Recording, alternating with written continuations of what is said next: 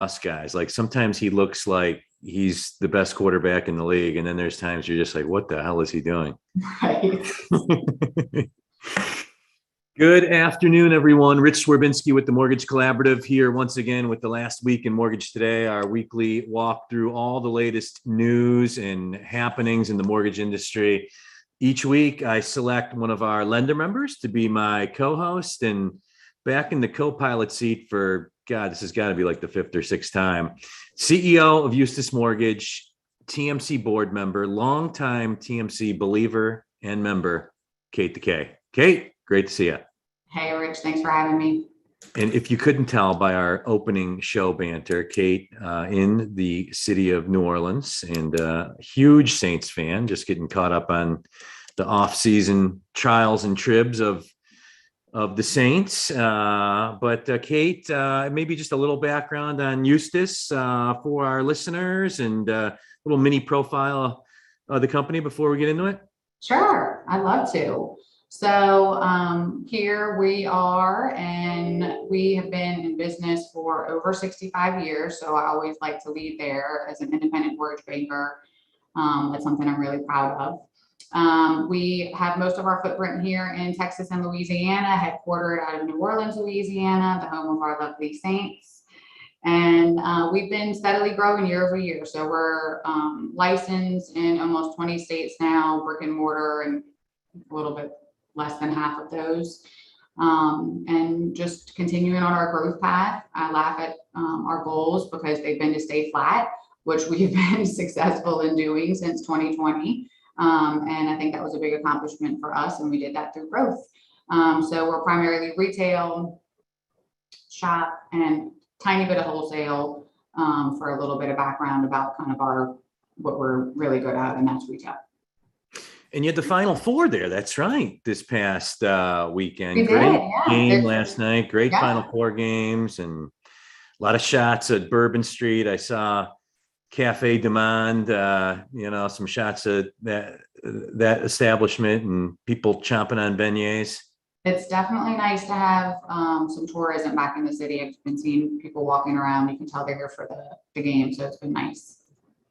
Good stuff. Well, let's go ahead and get into it. And we're kind of talking in the lead in, like, never a dull moment in the mortgage industry. It seems like we're so busy and crazy, and it's tough to focus on non-pipeline things. And now things have slowed down. The climate's just changing in general. And like the underpinning of all that is just rising rates and rising home values. Hasn't really depressed. I feel like just very, very strong purchase demand out there. The inventory side of it is restrictive, obviously, but just your general thoughts on the business climate as we head into the second quarter of 22 here. Yeah, it's never a dull moment in mortgage. Given the 65-year background, I at least feel like we have some understanding of the ebbs and flows that we all experience in this industry. We go from crazy busy in a really positive way, although we're always busy, it seems. Even when you go into kind of this direction, then you're busy for different reasons and solving different problems than you were before. So it's always fun. Luckily, I like a wild ride, so here we are.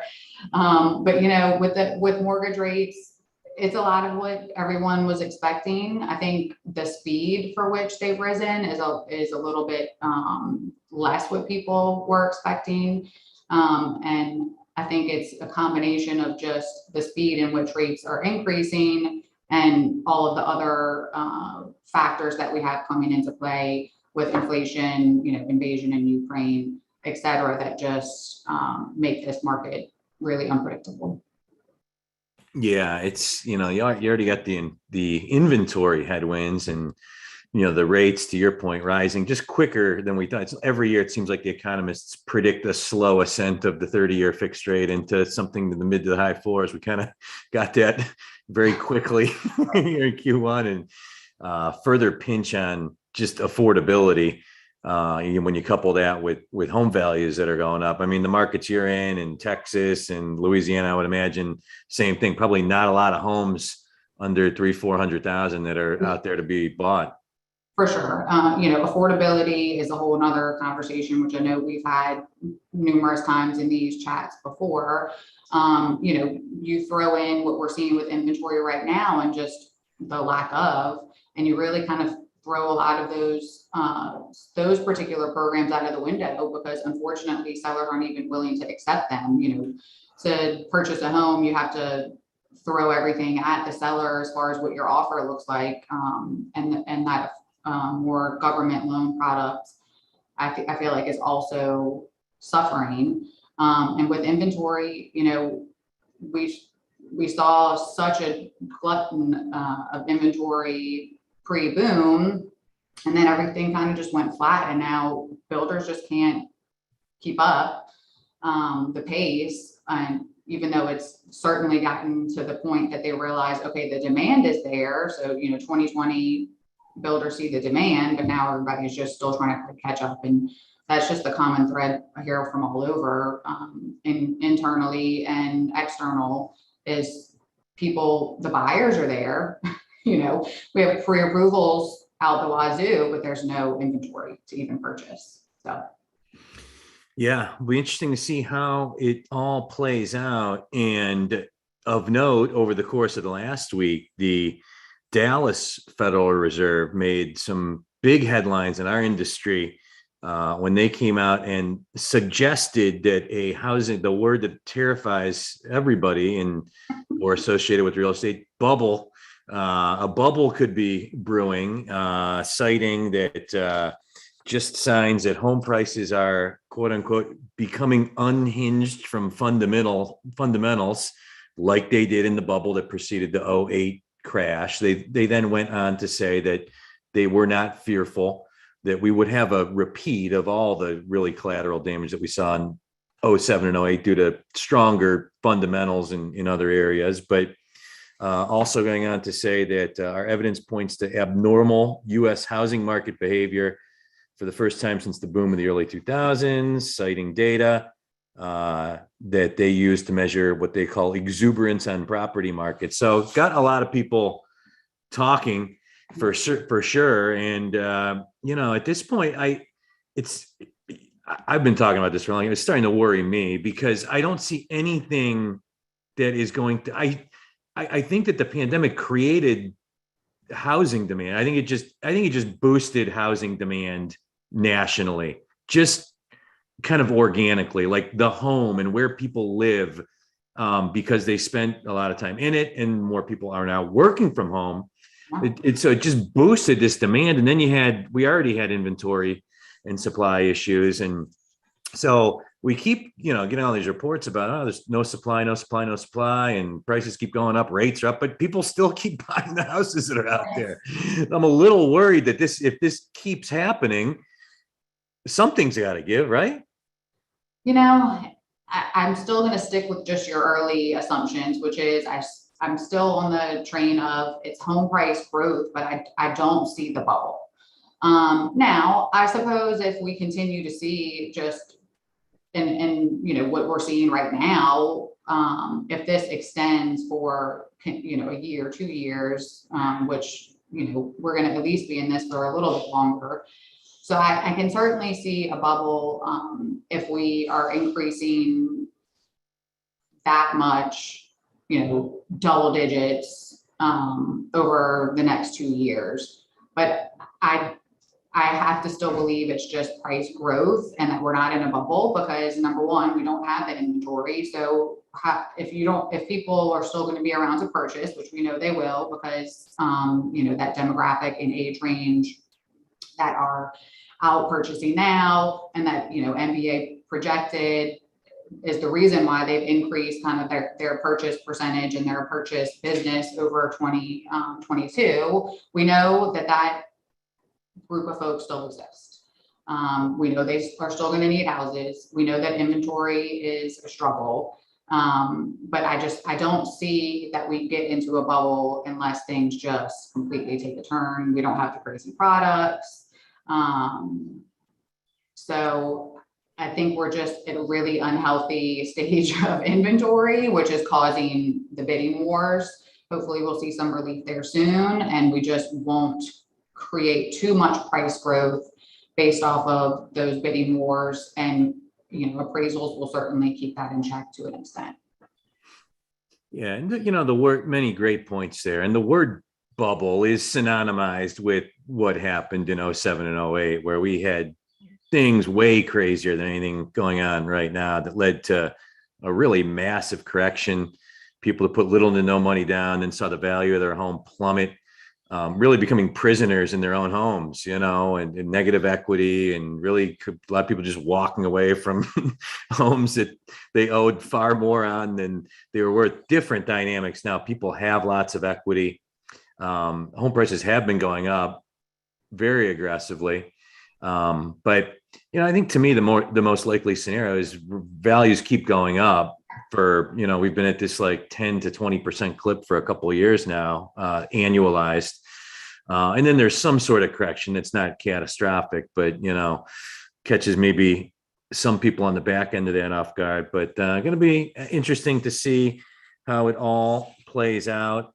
And as we always, we should laugh at ourselves for trying to predict anything, because, nothing goes as planned in the world or in our industry. I mean, you can't predict COVID-19. You can't predict a Russian invasion of Ukraine. So as new variables come in play, of course, this conversation could be completely different in a few months from now, and we say, oh no, there's a bubble. But I'm going to stay on it's not a bubble, and we should just continue to see maybe that 20% price growth.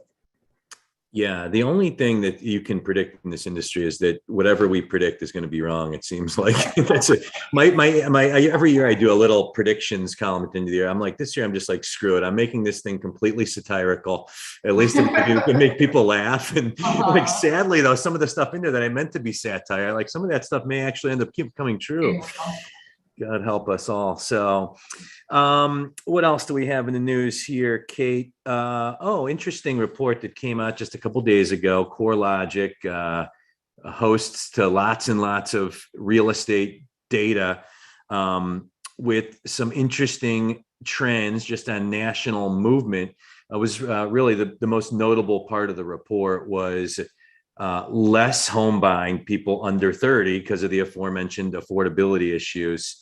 And then some trends of home buyers under 30 moving from the coast, from California, from Florida, more to the middle part of the country, either mountain states or Midwest states, like a couple of the ones that you're located in that have more favorable business climates, maybe lower taxes, a lot of migration to states in Utah and Idaho and Texas. And but I think this is another byproduct of the pandemic. We're seeing just population movement across America based on changing preferences and the different climates, real estate and business in different states across America. Yeah, just like we talked about, we can't predict things a few years ago. I mean, I couldn't agree more. It's a lot of this is caused by COVID. I don't necessarily think it's a bad cause from COVID, given the locations that people feel like they can move now. They can work from anywhere model is most employers' models at this point. So, and especially for that age range that kind of pushes more towards freedom. So I think, people realize they can move anywhere. And then just like you said, affordability, it's going to be a lot easier for someone to purchase a home in these areas at that age range than it is going to be in California or somewhere along the East Coast. So they see it as an affordability and quality of life play, and it makes sense. This is the last week in Mortgage Today. I'm Rich Swerbinsky with the Mortgage Collaborative. This week, joined in the co-host seat by the CEO of Eustace Mortgage, Kate deKay. And another piece of news that broke this week, something that the tea leaves have been out there for on a while now, and that's looks like the government's going to get involved on the appraisal side of our business, and a couple different reports that have come out over the course of the last several months, just really kind of indicating that the appraisal industry in America, not a lot of sound oversight, certainly some discrepancies, whites and non-whites, similar properties that were appraising different, and some, potential cases of just the home value bias that we've seen. So a few things going on in this arena, but there's a bill that is in Congress, a draft bill that would call for the scrapping of the, I guess, overseers of the appraisal industry right now, called the Appraisal Foundation, and to replace it with an independent federal agency. I don't know if you've been following along on any of that news, and if you got any thoughts on that. So I find it pretty interesting kind of or the lack of our growth, I should say, on the appraisal side over the last years. It's terrible, but I can't even remember when they implemented the UCD, where we're, uploading all of the information in an XML format. So with the intent of getting more of the appraisal waivers, or having the agencies having more information so they can make better decisions for the housing market. And I feel like a lot of that comes into play with what we're seeing right now. And automation shouldn't be able to have a bias, although I know I've also seen that automation can be biased. So that's, all very interesting. But if we're, talking about anything that is not going to be biased, it should be automation. So I'm definitely disappointed at the level that we have not gotten to as far as appraisal waivers, or, with the changes to a desktop appraisal. I don't know about most others out there, but I really feel like that was an ineffective change, or something that agencies thought was going to be a big win for us, but really did not affect us at all. Meaning appraisers are still going to charge the same amount. It's less valuable data with those desktop appraisals, and I don't think they'll be widely used. So I certainly think that there is room to have multiple changes around appraisals and how we do them now. And, I'm all for an agency or a group that would come about that would help the bias, and also just improve the way we're utilizing the data that we certainly have to have at this point. Yeah, I think, normally, government getting involved in anything with an industry that you're in is typically not good news. But in this case, I think you're right? It's to me, so much more of this should be automated. There's so much data on housing, especially all the refinances that have been done now these last couple of years, and in person and desktop or drive-by appraisals that have been done. It seems like we should be building a national database on home values that would lead to more appraisal waivers, more desktops, true, effective, efficiency saving appraisal options. And it's like the two part, like when the pandemic first hit, I remember talking on calls like these, like, okay, this is obviously a horrible thing that's going on right now, but as it relates to our industry, e-close should be fast tracked, right? This should, by the end of 2020, everybody should be e-closing everything. That never happened. And then the other piece was, appraisal waivers. We're starting to see more from the beginning of the pandemic, and all these talk of more desktops, and it just never really played out how we had hoped it would. No. Yeah, certainly agreement on not liking government to jump in, but I think there are certain situations that, of course, if we can better our practice without putting crazy oversight, isn't that always the key, but also hard to accomplish. Yeah. And, I will say we've now had a chance to hear her speak a few times, got a chance to meet her and have breakfast with her at our conference, the director of FHFA, Sandra Thompson. I'm certainly a tell it like it is guy, and I'm just very impressed by her. She seems very genuine. She seems incredibly knowledgeable. She seems very, very tuned in to what's going on in housing in America. She's reaching out to mortgage lenders. Like, she couldn't accept our invite quick enough to come out and speak at our conference, because she wants to hear from the people that are financing the American dream. Like, what a novel concept, and it makes me hopeful. When you see the government getting involved in things like where it could make sense for them to get a little bit more involved, like appraisals and modernizing that whole thing, because you have housing leaders that seem to be more tuned in to our side of the industry. Yeah, and I'm going to say obsessed with Sandra Thompson now. That sounds a little crazy, but just in interviewing her for the conference, however many months back, not this last one, which I know she was able to attend with us in person. She is definitely a breath of fresh air for what we needed in that department.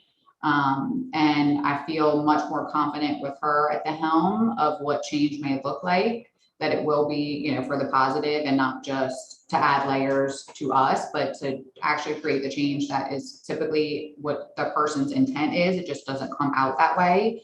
I definitely think that she is willing to listen to what IMBs and just any mortgage banker has to say and make change based off of that. Absolutely. And, we were able to have breakfast with her the morning before she spoke. Kate's on our lender board and invited our lender board. She wanted to have breakfast with our lender board of directors. She genuinely wanted to hear feedback from CEOs, Kate, like you, running company for 65 years, and ways that from her seat, they can, and she can help play a role in making housing and housing finance smoother for your customers, Americans, home buyers. And we haven't had a lot of that with our housing leaders in America recent history here. Shove stuff down our throats and then we have to figure it out as we go. This is changing. In 2 weeks you have to prepare though, right? Yeah. Right. A day, tomorrow, effective.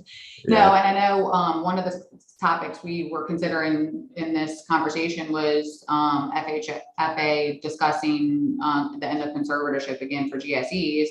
And, my comments to something like that is a lot different now than previously, which would be, I feel like she will do it the correct way. And it's not going to be that change that we talked about that's, effective the next day. It's going to be with communication with folks like us, and hopefully many steps in place to get to a healthy market where the end of conservatorship makes sense. She seems like the type of person and candidate that even if a Republican were to win the White House in a little over a couple of years, that she could still serve on. We've seen, presidents in the past. I mean, it seems like the political environment's just so rancorous right now. But like back at Bush and Clinton, like they kept on the good people that were the opposite party from them, that were heads of departments or divisions. So maybe that'll happen. You mentioned that, yeah, she made some news, Sandra, this week by coming out and saying that she's preparing the GSEs for the end of conservatorship. And she has to do that. I mean, at some point, it's going to make sense for that to happen. To your point, I would argue not now.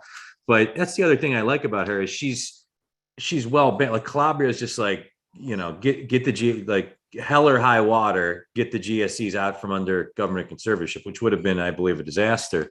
But she's trying to balance it all. She's trying safety and soundness and to prepare the GSEs, for what lies ahead. At the same time, trying to use Fannie and Freddie to, if it's going to be what I think we'll have coming, will be a change and a reduction in loan level price adjustments. She didn't promise anything there, but hinted that, she made like a joke about how they've been the same since it's been like 13 years or something since they've, has nothing changed? Everything's changed except the LLPAs in our industry.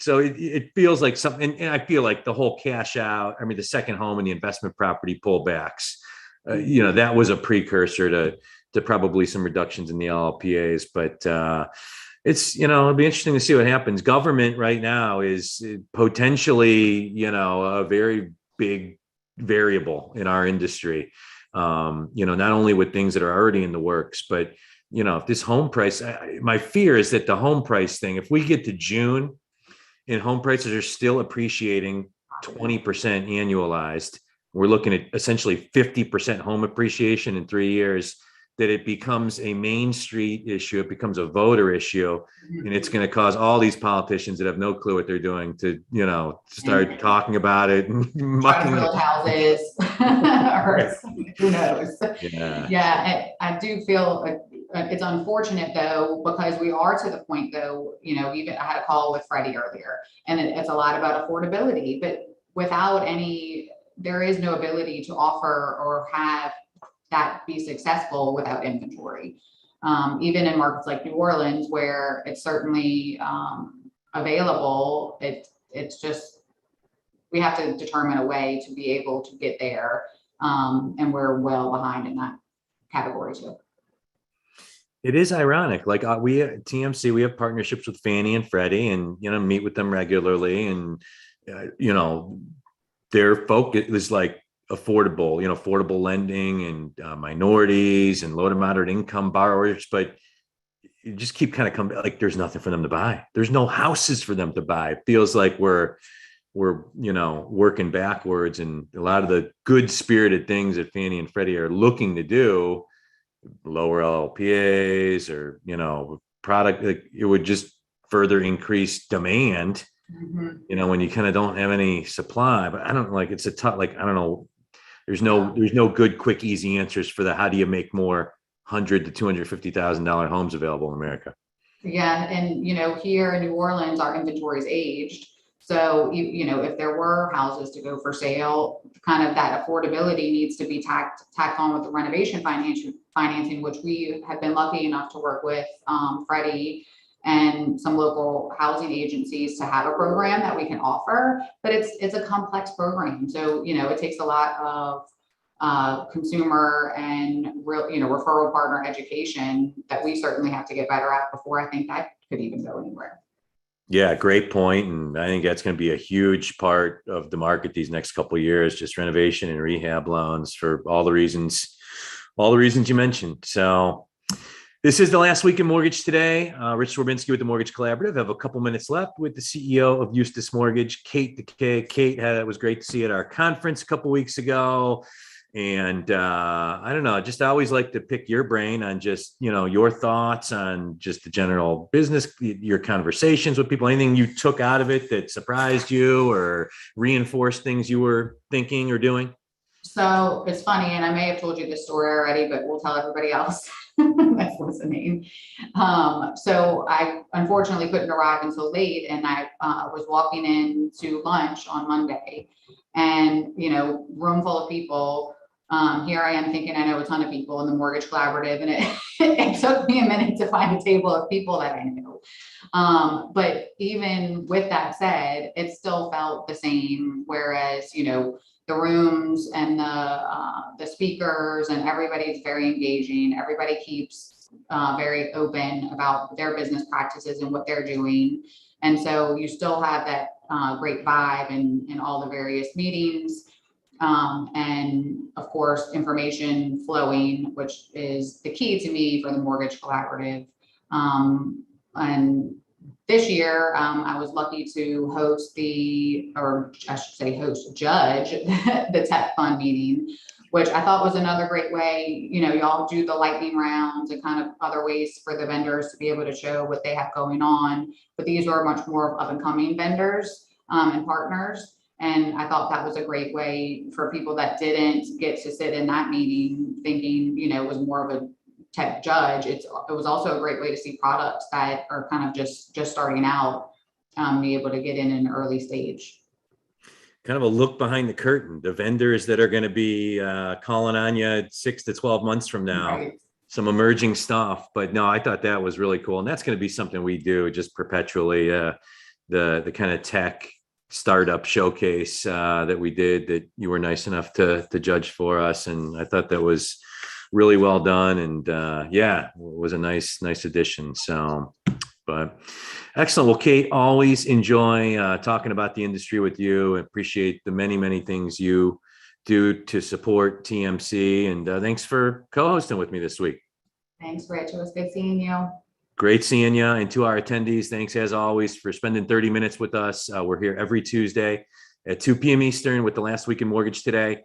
Of our live audience, and we'll load these videos to YouTube shortly after they complete, and then podcast as well, where the majority of you consume it. So don't forget to follow TMC Connect on Apple or Spotify, and you can have all our great programming flow right into your podcast feed. So until next week, have a great rest of the week, everyone. Take care.